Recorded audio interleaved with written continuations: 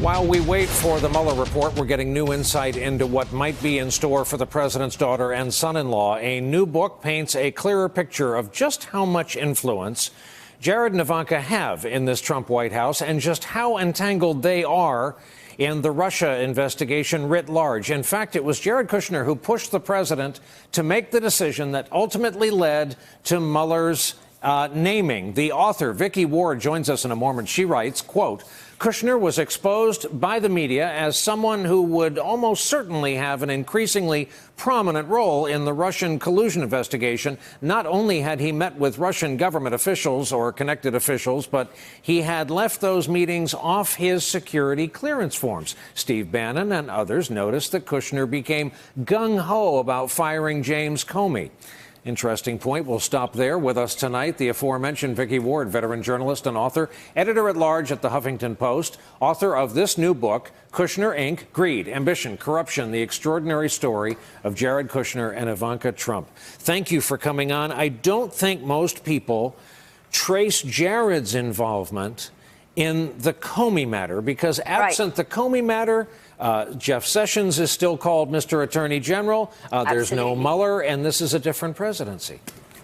Entirely correct. I mean, you know, I think this is probably the biggest revelation of the book, actually. You know, at the time when the president fired James Comey, it was reported that Jared Kushner had just supported the decision. That's not what my reporting shows.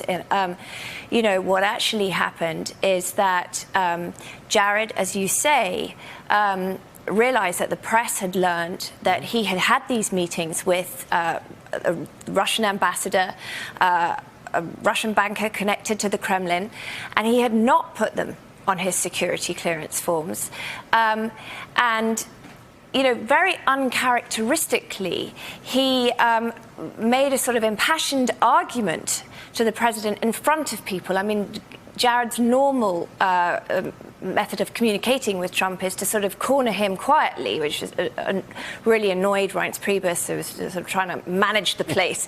But this time, in front of everyone, he said to the president, you've got to fire James Comey, and here are 3 reasons why. The FBI doesn't like him, the Democrats don't like him, and the base will love it. You know, Steve Bannon, you know, wily strategist, disagreed with him on every single point.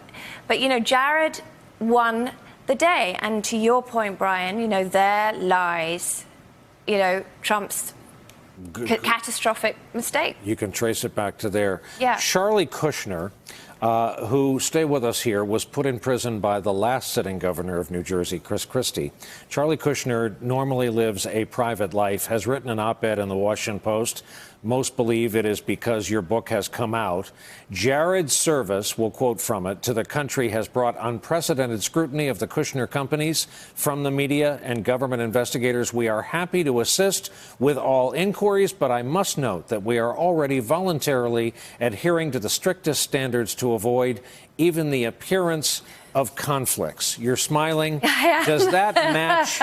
Does that match your view of the family business and/or these 2 young individuals working at the president's elbow? Well, I mean, it's really simple.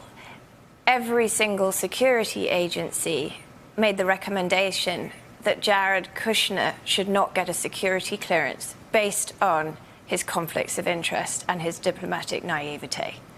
And as we learned last week, the president had to overrule everyone in sight to give him a security clearance. That does not suggest that Jared is without the appearance of conflict of interests. Hey there, I'm Chris Hayes from MSNBC. Thanks for watching MSNBC on YouTube. If you want to keep up to date with the videos we're putting out, you can click subscribe just below me or click over on this list to see lots of other great videos.